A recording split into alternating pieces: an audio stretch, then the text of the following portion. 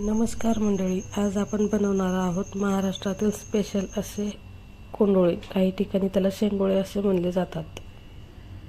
त्यासाठी आपण लसूण, कोथिंबीर, ओवा आणि जिरे यांना वाटून घेऊन पेस्ट तयार करणार आहोत. 1 वाटी बेसन पीठ, 2 वाटी गव्हाचं पीठ, लसूण, कोथिंबीर, जिरे आणि ओवा याची बारीक वाटलेली पेस्ट, अर्धा चमचा हळदी पावडर, अर्धा चमचा लाल मिरची पावडर मसाला, तर मीठ 1 चम्मच.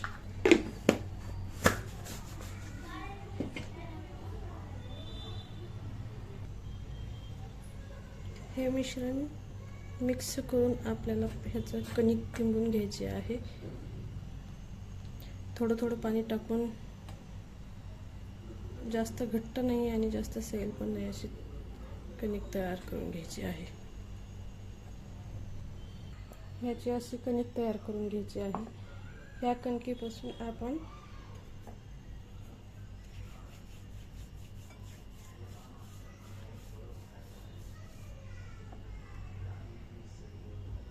अशा गोल शेपमध्ये कुंडोळे तयार करून घेणार आहोत. 1 चम्मच,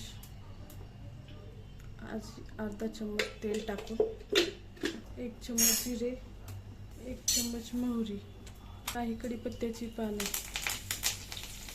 थोडीशी हळद, पाणी. पाण्याला आपण झाकून ठेवून उकळी घेऊन येणार आहोत.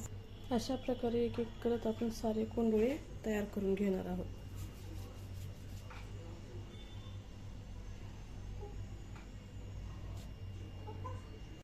आपण हातावरती असे लांब लांब गोल करून त्याचे असे गोल गोल शेंगोळे तयार करून घेणार आहोत.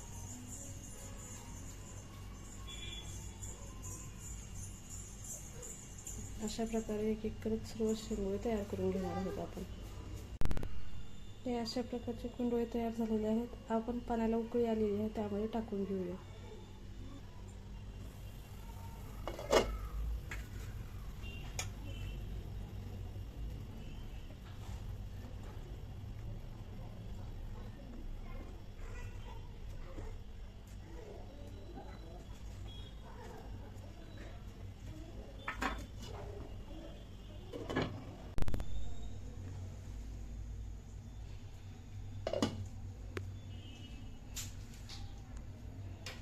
सगळे अशा प्रकारे बनवलेले कोंडोळे त्यात टाकून ते शिजवून घ्यायचे आहे.